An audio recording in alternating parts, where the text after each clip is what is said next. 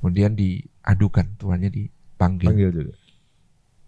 Ini budakmu mencuri karena kamu tidak memberikan kebutuhannya yang cukup untuk dia. Maka aku memberikan hukuman takzir kepadamu. Main dihukum yang itu? Yang dihukum tuannya. Dan dihukumnya nggak bisa dengan denda. Kata Umar, yang namanya takzir tidak bisa kau beli dengan harta berapa banyak pun.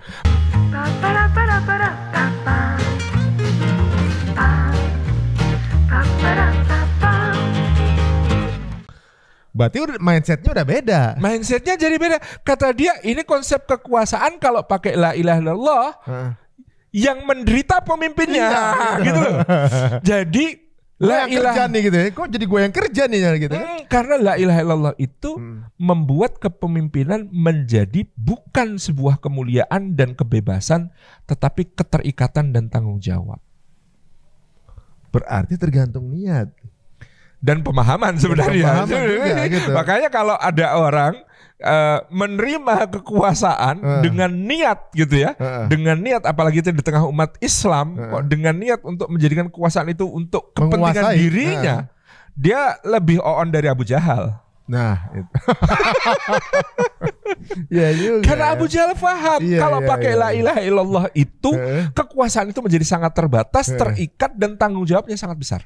Kalau pakai la ilaha illallah berarti yang berkuasa Allah, bukan dia. Berarti dia hanya serving gitu kan? Dia serving dan dia adalah yang paling lemah di antara semua, gitu loh. Aduh. Berarti di sini kisi-kisinya adalah cari mereka yang sangat takut sama Allah. Faham bahwa kekuasaan ini bukan privilege tapi amanah. Nanti dia akan bertanggung jawab dengan itu. Dia akan dimintai pertanggungjawaban tentang itu. Waduh. Ini menarik ya, dan tentunya juga kita tinggal cari di antara para yang sekarang sedang berkontestasi. Nah, sekarang gini satu. Kan Abu Bakar atau Rasulullah SAW ketika menjabat sekalipun pasti pernah menghadapi yang namanya komplain, kritik. Iya pasti. Oposisi. Gitu. Respon mereka seperti apa sih? Menarik ya. Kalau Abu Bakar sudah mendeklar dari awal bahwa kalau kalian melihat aku berada di jalan Allah, tolong bantu aku. Jadi kalimatnya itu minta bantu, tolong bantu aku. Tolong koreksi saya dong. Tolong koreksi bantu saya dong. Tapi kalau saya salah, tolong saya diluruskan.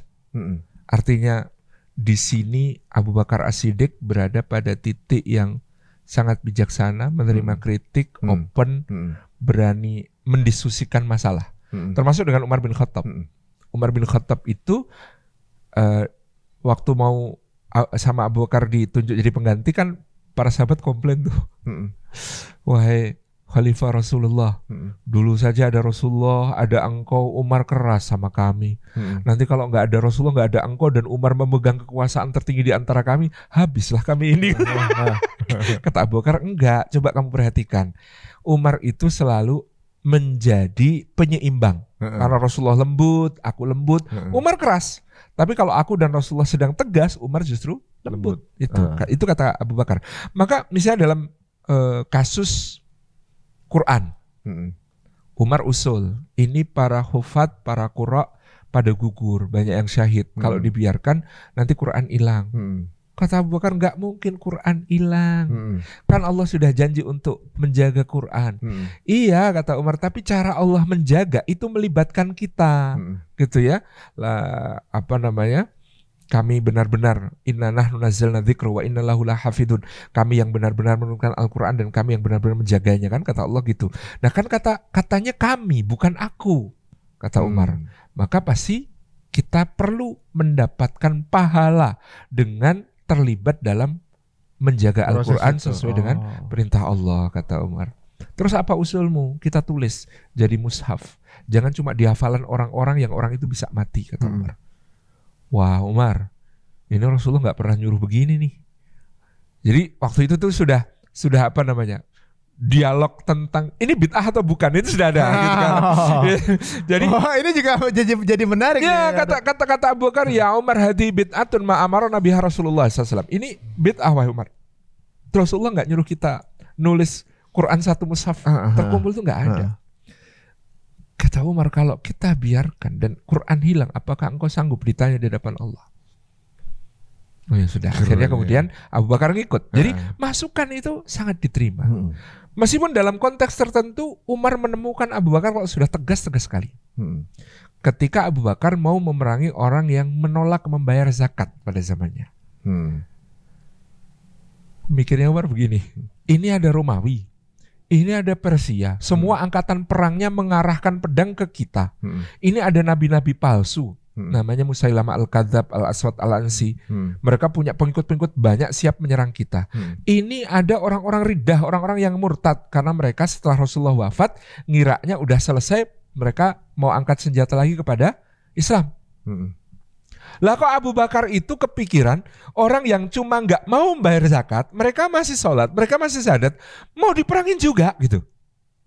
Logikanya Umar adalah musuhnya udah kebanyakan, ngapain ditambahin? Mereka ini cuma nggak bayar zakat, masih bisa kita nantilah kita prioritas akhirkan gitu.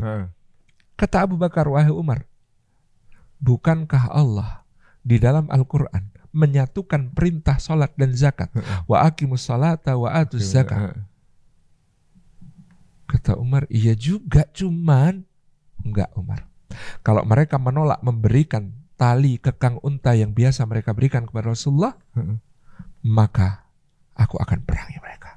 Kata Umar, gila, pasukan kita ada berapa, musuhnya ada berapa, gitu kan, logikanya begitu. Tapi karena orang-orang yang menolak membayar zakat itu jaraknya tidak jauh dari Madinah.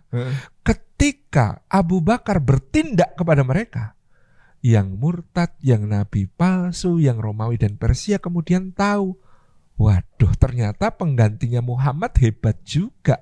Cuma nggak taat satu aturan, ditindak seperti itu dia berani. Berarti dia kuat, pasukannya kuat. Akhirnya semua menahan diri. Coba bayangkan. Jadi pada masa kita nggak pernah tahu side effect yang disiapin Allah berarti. Iya. Jadi ketegasan Abu Bakar di satu titik ketika Umar justru lembut, itu menunjukkan di antara mereka selalu ada dinamika. Dan ini tentang konglomerat ada yang lucu nih. Zaman Abu Bakar. Ada orang-orang yang di masa Rasulullah statusnya mu'alaf. Kan mu'alaf berhak dapat harta dari Baitul Mal. Ya. Dan mu'alaf di zaman Rasulullah itu mu'alaf gede. Kayak Muawiyah bin Abi Sufyan habis perang Ji'ronah dapat satu lembah isinya unta gitu ya. Sofwan bin Umayyah dapat satu lembah isinya kambing gitu kan. Langsung makmur gitu ya. Jadi mu'alafnya itu gak kayak sekarang dapat santunan apa bulanan gitu enggak. Zaman itu mu'alafnya itu mu'alaf level pemimpin-pemimpin dan mereka diberi dari Baitul Mal itu harta yang banyak. Nah, di zaman Abu Bakar, Al-Aqra bin Habis dan Uyainah bin Hisn, ini dua pemimpin dari suku Tamim. Al-Aqra bin Habis dan Uyainah bin Hisn ini pemimpin besar. Zaman Rasulullah kan dapat dari Baitul Mal jatah sebagai mu'alaf itu. Padahal mereka orang kaya dan pemimpin besar. Mereka datang sama Abu Bakar. Ya Abu Bakar, kan zaman Nabi kami dapat jatah sebagai mu'alaf. Kami minta sekarang. Lalu Abu Bakar nulis surat keputusan khalifah agar mereka diberikan harta dari Baitul Mal sebagai jatahnya untuk mu'alaf. Nah pada masa itu penanggung jawab Baitul Malnya Umar bin Khattab.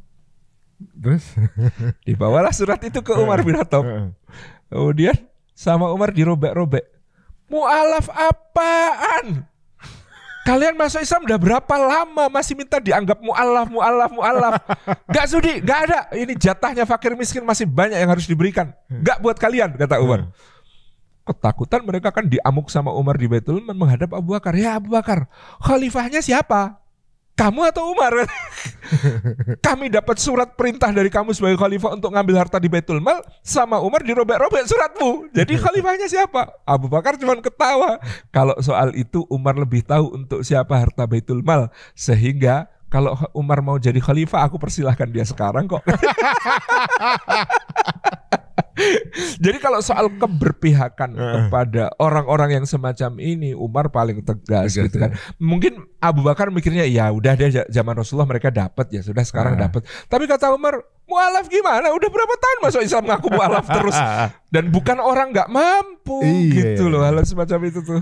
Jadi tegas ya sama konglomerat. Nah, itu yang luar biasa. Dan bahkan di masa Umar bin Khattab itu nanti akan ada kebijakan, misalnya ada seorang pekerja budak mencuri. Nah kalau kadang kan hukum itu tajam ke bawah tumpul ke atas. Ya. Di masa Umar pencuri ini ditanya sama, kenapa kamu mencuri? Tuan saya tidak memberikan saya makanan, minuman dan pakaian yang cukup. Padahal saya bekerja untuk dia. Siapa tuanmu? Oh, kemudian diadukan, tuannya dipanggil. Panggil juga. Ini budakmu mencuri karena kamu tidak memberikan kebutuhannya yang cukup untuk dia. Maka aku memberikan hukuman takzir kepadamu. Main dihukum yang itu? Yang dihukum tuannya. Dan dihukumnya nggak bisa dengan denda. Kata Umar yang namanya takzir tidak bisa kau beli dengan harta berapa banyak pun. Maka takzirnya adalah dipukul di depan umum. Karena dia tidak memberikan haknya kepada pekerja, maka dia dapat hukuman, dan hukuman itu dalam bentuk hukuman yang dipukul dan dipermalukan depan umum, dan itu tidak bisa ditebus dengan denda seberapapun.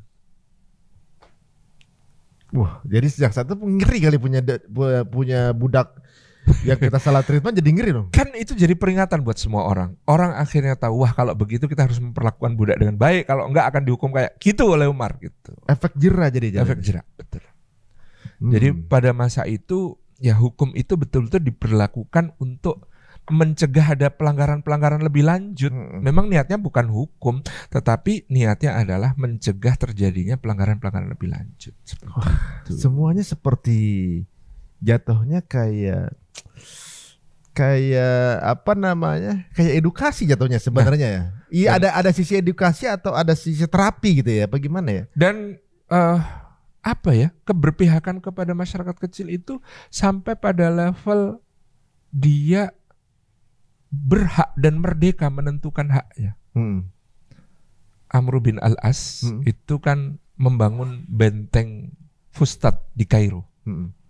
Ketika dia mau bikin benteng di Kairo itu, ada satu rumah orang miskin. Udah ditawar berapapun sama Amr bin Al-As untuk diganti untung, bukan ganti rugi. Orang itu nggak mau. Kenapa? Pokoknya saya mau tinggal di situ, itu rumah saya nggak mau pindah. Nggak mau aja gitu ya? Nggak mau, ini dari turun-temurun saya di sini kok suruh pindah hanya untuk dibangun proyek negara kan itu. Proyek negara. Nggak mau. Kemudian lama-lama Amr bin Al-As kesel, diancam.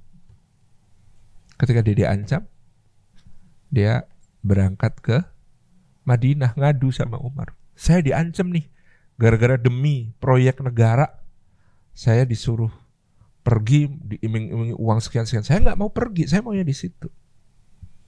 Siapa gubernurmu? Amr bin Al-As. Baik. Umar ngambil tulang, digaris pakai pedang, dikerat. Bawa ini, berikan pada Amr.